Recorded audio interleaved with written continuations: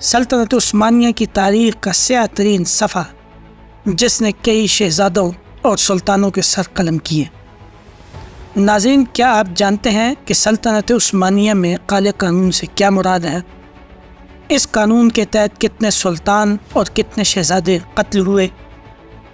کیا آپ جانتے ہیں کہ سلطان اپنے ولی عہد بھائی کو قید میں کیوں ڈالتے تھے؟ اس قانون کو بنانے والا کون تھا اور کب ختم ہوا؟ وہ کون سا سلطان تھا جس نے اس قانون کے تحت 56 سال کی قید کاٹی، اور پھر یہ قانون کس کی بدولت ختم ہوا؟ آج کی اس ویڈیو میں ہم آپ کو ان تمام سوالوں کے جواب دیں گے۔ ویڈیو آخر تک دیکھیں اور چینل کو سبسکرائب کریں۔ ناظرین، سلطنت عثمانیہ کی حکومت کا ایک بنیادی اصول برادر کشی تھا، یعنی بادشاہ بننے والا خلیفہ اپنے تمام بھائیوں کو قانونی طور پر قتل کروا سکتا تھا تاکہ اس کی حکومت کے خلاف سازشوں کا امکان ختم ہو جائے۔ سلطنت عثمانیہ باقاعدہ طور پر 1292 میں قائم ہوئی۔ 400 برس تک برادر کشی کے اصول پر عمل درآمد ہوتا رہا۔ 1595 میں برسر اقتدار آنے والے حکمران محمد سوم نے برادر کشی کے اصول کی بنیاد پر ایک ہی رات میں اپنے 19 بھائیوں کو قتل کروا دیا تھا۔ ان میں سے سب سے بڑے بھائی کی عمر 11 برس تھی۔ اس موقع پر محمد سوم کی چہیتی خواتین کو خدشہ پیدا ہوا کہ سلطان کی وفات کے بعد ان کے بچوں سے بھی یہی سلوک کیا جائے گا۔ چنانچہ حرم سرا میں کچھ جوڑ توڑ کے بعد ایک نیا اصول قائم کیا گیا۔ وہ اصول یہ تھا کہ ہر بادشاہ حکومت سنبھالتے ہی اپنے اگلے ممکنہ امیدوار یا ولی عہد کو قید تنہائی میں ڈال دے گا۔ اسے کسی شخص سے میل جول کی اجازت نہیں ہوگی تاکہ کسی قسم کی سازش کا امکان باقی نہ رہے۔ یہ امکان سلطنت عثمانیہ کے ذہین حکمرانوں کے ذہن سے ماورا تھا کہ نامعلوم مدت تک تمام انسانی روابط سے محروم رہنے والے ولی عہد کی ذہنی کیفیت کیا ہوگی، نیز یہ کہ انسانی معاملات سے مکمل علیحدگی کے باعث ایسا شخص امور سلطنت چلانے کی تربیت کیسے حاصل کرے گا۔ ولی عہد کی قید تنہائی کا یہ اصول 17ویں صدی کی ابتدا میں اپنایا گیا۔ اس ضابطے سے گزرنے والے بیشتر حکمران ذہنی طور پر مفلوج ہو جاتے تھے۔ اکثر ایسا ہوتا تھا کہ ولی عہد کی قید تنہائی کئی برس پر محیط ہوتی تھی، جبکہ اسے محض چند مہینوں کے لیے حکومت ملتی تھی۔ ہر طرح کے علمی، تمدنی اور سیاسی معاملات سے قطع تعلق کے باعث یہ حکمران عام طور پر صرف جنسی سرگرمیوں میں دلچسپی رکھتے تھے۔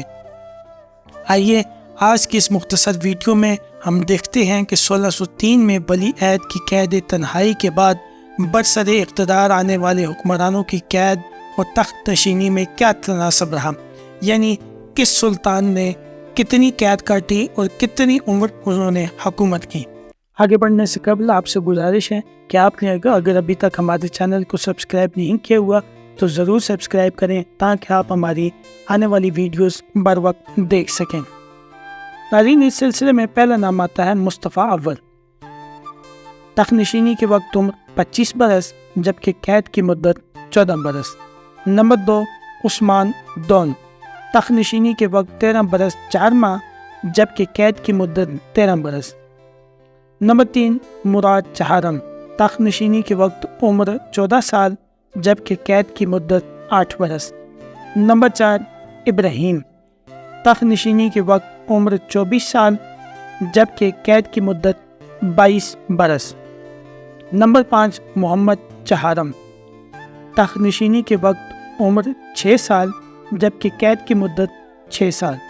سلیمان دون۔ تخت نشینی کے وقت عمر 46 سال جبکہ قید کی مدت 39 سال۔ احمد دون۔ تخت نشینی کے وقت 48 برس، قید کی مدت 41 برس۔ نمبر 8، مصطفیٰ دون۔ تخت نشینی کے وقت ان کی عمر 31 برس تھی جبکہ ان کی قید کی مدت 7 سال تھی۔ نمبر 9، احمد سوم۔ تخت نشینی کے وقت ان کی عمر 30 سال جبکہ قید کی مدت 16 سال۔ محمود اول۔ محمود اول کی تخت نشینی کے وقت عمر 39 برس جبکہ قید کی مدت 27 برس تھی۔ عثمان سوم۔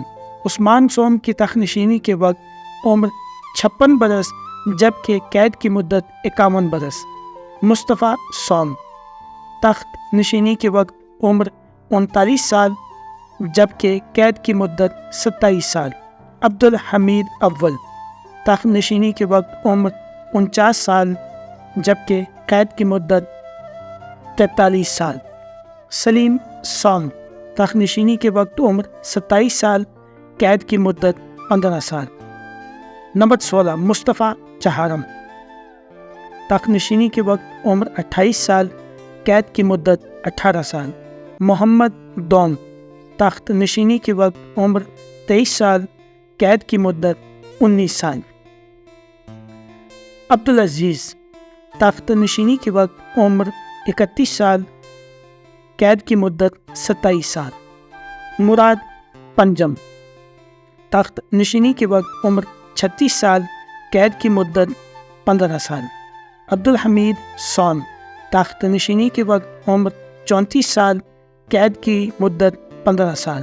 محمد پنجم تخت نشینی کے وقت عمر 64 سال جبکہ قید کی مدت 48 سال۔ محمد ششم تخت نشینی کے وقت عمر 57.5 سال جبکہ قید کی مدت 57 سال۔ عبدالحمید دوم تخت نشینی کے وقت عمر 54 سال جبکہ قید کی مدت 46 سال تھی۔ ناظرین، اگر آپ کو ہماری آج کی ویڈیو اچھی لگی ہو تو ویڈیو کو لائک بھی کریں اور شیئر بھی ضرور کریں۔ شکریہ۔